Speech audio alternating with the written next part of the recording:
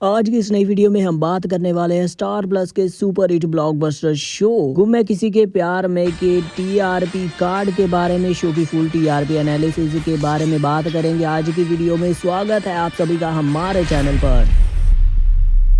Star plus के सभी shows की बात करें तो पिछले 5 सालों से टेलीविजन पर बना हुआ ये शो गुम है किसी के प्यार में की बात ही अलग है, क्योंकि मेकर्स ने शो से जुड़ी हुई एक एक चीज को इस तरीके से निखार कर ऑडियंस के सामने पेश किया है कि ऑडियंस शो की तारीफें करते नहीं थक रही। भाई फिर वो भले ही शो की स्टार कास्ट हो, शो की डायरेक्शन हो या शो की कहानी हो, शो से जुड़ी एक एक चीज ऑडियंस के दरमियान खूब बनी रहती है। भाई वहीं पर शो गुम है किसी के प्यार में की बात करें तो 5 अक्टूबर 2020 को शो स्टार प्लस पर दस्तक देता है। शो को कॉकरो एंटरटेनमेंट एंड शाइका फिल्म्स के बैनर तले रिलीज किया गया, जिनके काफी सारे शोज ऑडियंस के दरमियान खूब बने रहते हैं। शो ऑडियंस के दरमियान इस हद तक घर कर चुका है कि शो की अब तक 3 जनरेशंस आ चुकी हैं, जिनको फैंस का भरपूर प्यार मिला है। तो भाई फिर वहीं पर बात कर लेते हैं शो के टीआरपी एनालिसिस के बारे में, यानी कि शो की जनरेशन वाइज टीआरपी के करते हैं डिस्कस। शो के सबसे पहले सीजन की बात करें तो फर्स्ट जनरेशन में हमें आयशा सिंह, नील भट्ट और ऐश्वर्या शर्मा देखने को मिले थे, जिन्होंने शो में सई, विराट और पत्र लेखा का किरदार निभाया था। शो की कहानी की बात करें तो शो की कहानी स्टार जलसा के बंगाली शो कुसुम डोला से मिलती जुलती हुई दिखाई दी। शो गुम है किसी के प्यार में शुरुआत से ही लव ट्रायंगल पर बेस होता हुआ दिखाई दे रहा है ऑडियंस को, जिसको फैंस बेहद पसंद कर रहे हैं। फर्स्ट जनरेशन की कहानी की बात करें तो ये विराट के गिर्द घूमती हुई दिखाई देती है, जिसमें उसकी जिंदगी में एक ऐसा मोड़ आता है कि उसे 2 रिश्तों में बंद कर रहना पड़ता है, जिनमें से एक उसका प्यार का रिश्ता होता है जबकि दूसरा फर्ज का रिश्ता होता है। यानी कि एक तरफ उसका दिल अपने प्यार की तरफ बढ़ता है तो दूसरी तरफ उसे किसी से वादा किया हुआ याद आ जाता है, जिसके चलते दोनों के साथ रिश्ता बनाते हुए उसे काफी दिक्कत पेश आती है। तो भाई सबसे पहले शो की ओपनिंग टीआरपी की बात करते हैं तो शो को पहले हफ्ते लॉन्च एपिसोड में 1.7 टीआरपी रेटिंग पॉइंट्स मिले थे। शो ने काफी अच्छे तरीके से टॉप 5 में आते ही जगह बना ली और साल 2020 के अंत तक शो की टीआरपी 2.9 तक जा पहुंची। जिसके बाद साल 2021 के पहले 4 हफ्तों की बात करें तो उस दौरान शो की टीआरपी 2.6 से लेकर 2.8 के दरमियान रही, जबकि 5वें हफ्ते में शो ने 3.0 टीआरपी हासिल कर ली, जो कि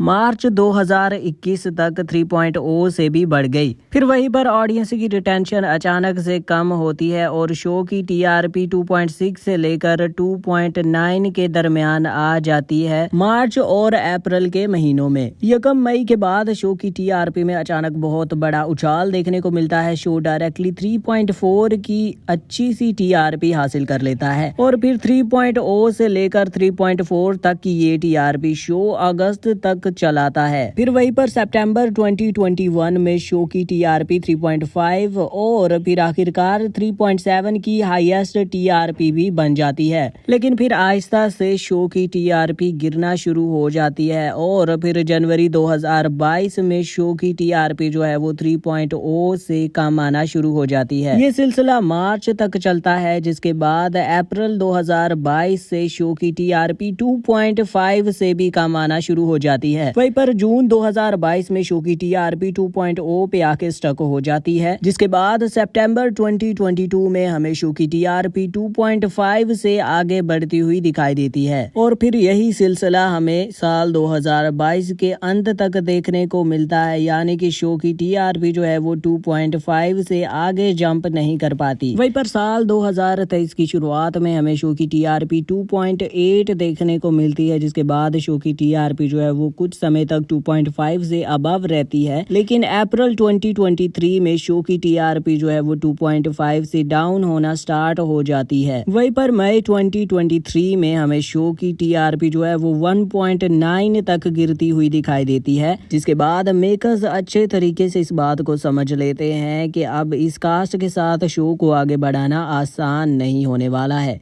तो इस वजह से मेकर्स जनरेशन लीप की तैयारियां शुरू कर देते हैं। वहीं पर शो की टीआरपी में उछाल देखने को मिलता है और जून में शो की टीआरपी जो है वो 2.0 से अबव हो जाती है। और फिर वहीं पर 22 जून 2023 को सई और विराट की कहानी का होता है अंत और शो को मिलती है 2.3 की क्लोजिंग टीआरपी, जिसके बाद अगली जनरेशन को इंट्रोड्यूस करवाया जाता है जो कि शो की कहानी को आगे बढ़ाते हुए दिखाई देते हैं। नेक्स्ट जनरेशन की स्टोरी जो है वो फर्स्ट जनरेशन से ही जुड़ी हुई होती है। भाई सेकंड जनरेशन की बात करें तो सेकंड जनरेशन में हमें भाविका शर्मा, शक्ति अरोड़ा, सुमित सिंह और कुछ समय बाद हितेश भारद्वाज भी मेल लीड के तौर पर दिखाई दिए। नेक्स्ट जनरेशन की ओपनिंग टीआरपी की बात करें तो शो को ओपनिंग टीआरपी 2.4 रेटिंग पॉइंट्स मिलती है। मिड ऑफ जुलाई तक शो की टीआरपी 2.0 तक रहती है, लेकिन मिड ऑफ जुलाई के बाद शो की टीआरपी जो है वो 1.9 आ जाती है। लेकिन भाई फिर वहीं पर अगस्त 2023 से लेकर सितंबर 2023 तक शो की टीआरपी 2.0 से अबव ही देखने को मिलती है। वहीं पर अक्टूबर 2023 और दिसंबर 2023 में शो की टीआरपी 2.5 से अबव हो जाती है, लेकिन लास्ट में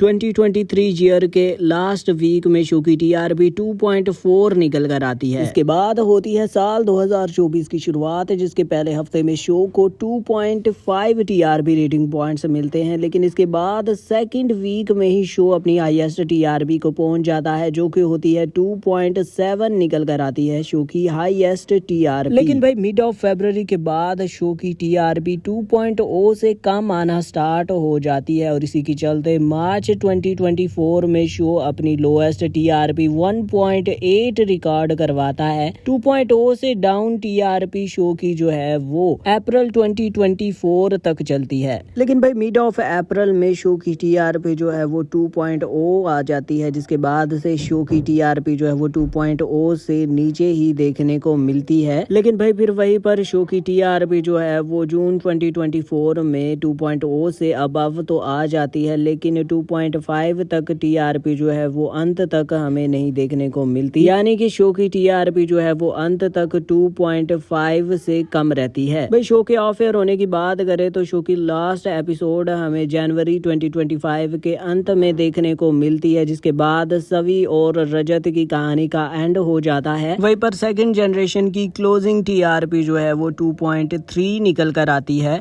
वहीं पर क्लोजिंग टीआरपी के अनुसार बार चार्ट पर शो की परफॉर्मेंस की बात करें तो शो जो है अपनी क्लोजिंग के समय पर थर्ड पोजीशन पर बना हुआ था।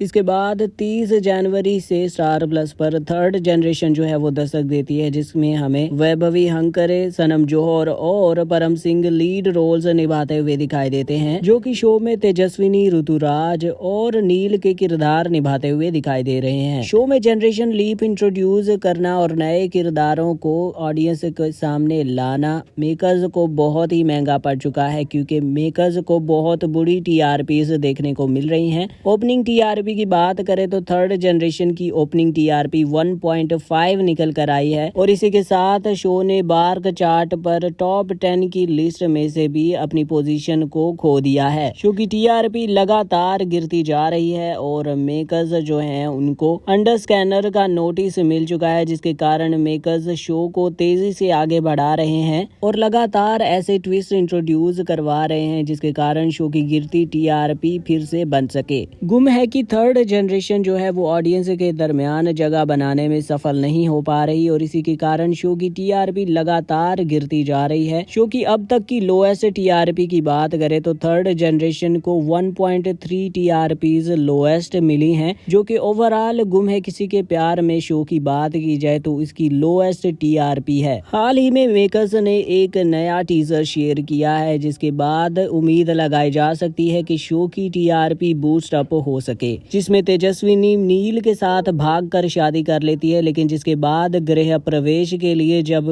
तेजस्विनी नील के घर पहुंचती है तो उसका स्वागत बहुत ही बुरे तरीके से किया जाता है। लेकिन भाई अब ये देखना बहुत ज्यादा इंटरेस्टिंग होने वाला है कि क्या मेकर्स का ये दाव शो की टीआरपी को बढ़ाने में काम कर पाएगा या शो की टीआरपी जो है वो लगातार डाउन होती जाएगी। वहीं पर शो गुम है किसी के प्यार में की ओवरऑल टीआरपी की बात करें तो शो की फर्स्ट जनरेशन जो है वो सबसे ज्यादा सक्सेसफुल रही है टीआरपी गेनिंग के मामले में, क्योंकि फर्स्ट जनरेशन जब तक चली थी उस समय तक शो हमेशा से टॉप 5 में बना रहता था। वहीं पर सेकंड जनरेशन की बात करें तो सेकंड जनरेशन टॉप 10 में तो कभी टॉप 5 में जगह बनाती थी, लेकिन थर्ड जनरेशन अभी तक एक बार भी टॉप 5 में जगह नहीं बना पाई। लेकिन अगर टॉप 10 की बात करें तो 1 से 2 मर्तबा शो जो है वो टॉप 10 की लिस्ट में आया है। तो भाई इस सब के अनुसार अगर देखा जाए तो शो की फर्स्ट जनरेशन जो है वो ऑडियंस के दरमियान जगह बनाने में खूब अच्छे तरीके से सफल हो पाई है। तो भाई आपकी कौन सी फेवरेट जनरेशन है गुम है किसी के प्यार में शो से जुड़ी हुई, कमेंट सेक्शन में बताना मत भूलिएगा। और वहीं पर टेलीविजन से जुड़ी फर्दर अपडेट्स के लिए चैनल के साथ बने रहने के लिए हमारे चैनल को सब्सक्राइब करना भी मत भूलिएगा।